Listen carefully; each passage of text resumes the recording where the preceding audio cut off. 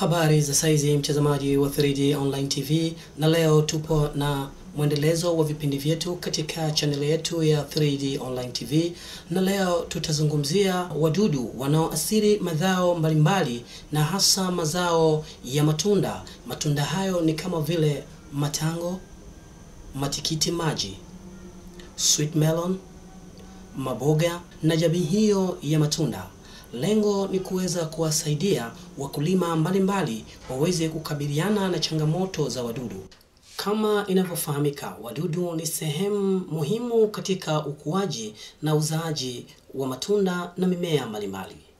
Lakini wapo wadudu marafiki wa mimea, lakini pia wapo wadudu maadui wa mimea. Hapa leo tutazungumzia wadudu marafiki wa mimea, lakini pia tutazungumzia wadudu maadui wa mimea yetu.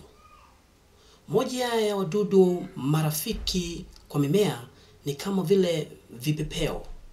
Vipepeo ni sehemu ya wadudu ambao ni rafiki kwa mimea inayochanua maua ili kusaidia uchavushaji.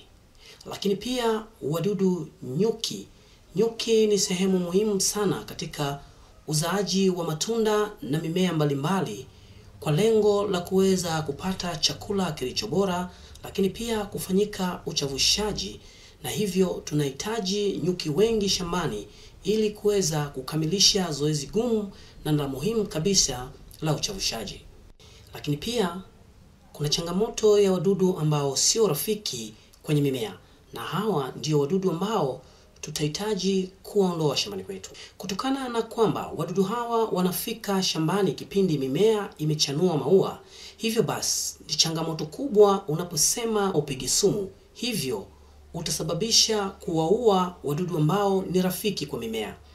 Wadudu hao marafiki kwa mimea watashindwa kufanya jukumu lao la kuchavusha, na hivyo utapata mazao machache. Kupitia kipindi hiki tutaonyeshea njia nzuri ambayo unaweza kutumia ili kudhibiti wadudu ambao si rafiki kwa mimea na matunda. Katika hatua hii muhimu ya uchavushaji, wadudu hao wanakuja kwa lengo la kuweka makazi na kufanya uzao katika matunda. Hivyo basi, mpenzi mtazamaji wa 3D Online TV, tunakuomba uangalie ni namna gani mitego hiyo inavyotegwa na inavyofanya kazi, na mitego hiyo inachagua wadudu wale tu ambao wanaathiri mimea. Lakini wadudu wale ambao ni rafiki kwa mimea kama vile nyuki wadogo na nyuki wakubwa pamoja na vipepeo, wao hawaathiriwi kabisa. Na hivyo tunashauri kipindi hiki sio kipindi cha kupiga sumu, bali ni kipindi cha kutega mitego inayoweza kupambana na wadudu hawa waharibifu wa mazao na matunda. Karibu. Na leo tutazungumzia wadudu tobozi, wanajulikana kwa jina la inzi wa matunda. Jamii hii ya inzi wa matunda imekuwa ikiwasumbua sana wakulima, na hasa wakulima wa mboga mboga na matunda, lakini pia wakulima wa mazao kama maembe. Jamii hii ya wadudu inaathiri mazao haya yanapokuwa machanga au yanapoanza kuweka maua. Hivyo basi, mkulima, tunakuomba na kukusihi ufuatilie hatua za awali kabisa namna ya kuweza kukabiliana na wadudu hawa tobozi wanaojulikana kwa jina la inzi wa matunda. Wadudu hawa inzi wa matunda wanaathiri mazao yakiwa machanga kwa lengo la kutaga mayai yao maeneo hayo wanayoyagonga ili waweze kuanzisha uzao wao. Mpenzi mtazamaji, kama unavyojionea, huu ni mtego wa kutega inzi wa matunda, na mtego huu unaweza kunasa aina moja tu ya inzi wa matunda, kwa maana ya inzi dume, na kuacha inzi jike, kwa sababu una harufu inayomfanya mdudu dume haweze kuvutika. Na hivyo tukiweza kumaliza madume yote katika eneo hili, majike yatakosa uwezo wa kuzaa, na hivyo tutakuwa tumeangamiza kizazi cha inzi hawa wa matunda. Mtego huu unafanya vizuri kwa sababu umefanyiwa majaribio, na hapa tunawaonyesha namna ambavyo umeweza kukamata inzi wa matunda. Mpenzi mtazamaji, Angalia hatua ya awali kabisa ya uandaaji wa mtego huu hadi hatua ambayo wadudu watakuwa wameanza kukamatwa kwenye mtego huu. Huu ndio mtego wa nzi wa matunda, ambapo mtego huu unanasa nzi wa matunda ambao wanaweza kushambulia mazao kama matango, sweet melon, maembe na jamii hiyo ya mazao ambayo yanazaa matunda. Wanashambuliaje? Mara nyingi huwa wanayagonga. Wanapoyagonga, lengo lao watage mayai yao mle na wazae watoto. Ndio maana unakuta kuna mazao kama matango, unakuta matango yanajikunja hivi. Mazao kama maembe huwa yanaoza na mazao mengine pia yanaharibika kwa mfumo. Leo tutaonyesheni mtego huu. Kinachotakiwa kufanya, kwanza utakuwa na mtego kama huu. Ukihitaji unaweza kunitafuta hapo kwa comment nikakupatia mtego huu, lakini pia utakuwa na hii ambayo tunaweka hapa dawa ambao kwa ajili ya kuweza kuwaita wale wadudu waweze kuingia kwenye mtego. Lakini pia utatakiwa uwe na chupa ya maji kama hii ambayo ndani yake utaweka maji tu ya kawaida. Ambapo huu mtego utauchukua, utapakaza hii dawa utaipakaza hapa, alafu utachukua utaweka hivi, utafunga na wadudu wataingia kutaka kupata hii harufu. Wataingiaje? Hii ina vitundu huko pembeni. Haya, na kuonyesheni tunapoenda kwenye hatua hiyo ya kuweka hii dawa.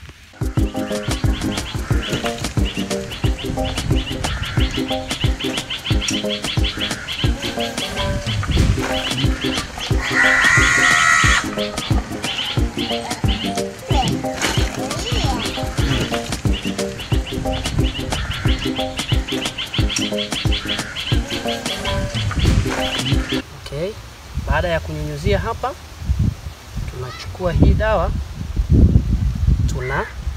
tunaifunga humo.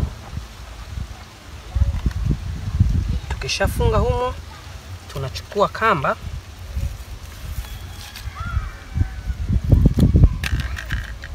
tunapachika, tunaingiza hapa.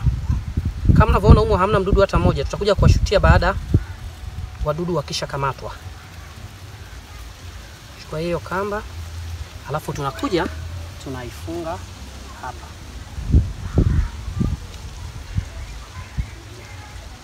Hapo mtego wetu umekuwa umekamilika. Hapo mtego wetu utakuwa umeshakamilika. Hapa tunaonyesha mtego wetu tayari umeshakamata nzi hawa matunda. Kama unavyojionea, ndani kuna nzi hawa ambao tayari ni wazima na wanatembea, lakini wanashindwa kujua namna ya kutoka. Lakini kama unavyoona kwenye chupa humu ndani wako nzi wengi tu ambao tayari wameshakufa. Kama unavyojionea, tayari wapo nzi wengi tu ambao tayari wameshakufa.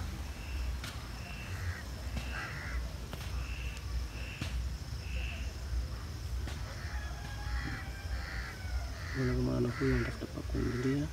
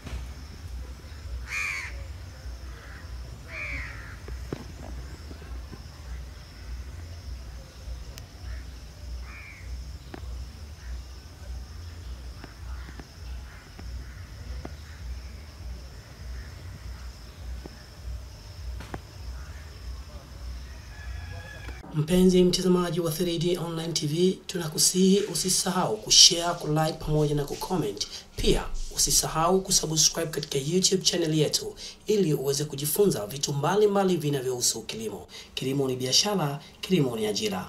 Asante.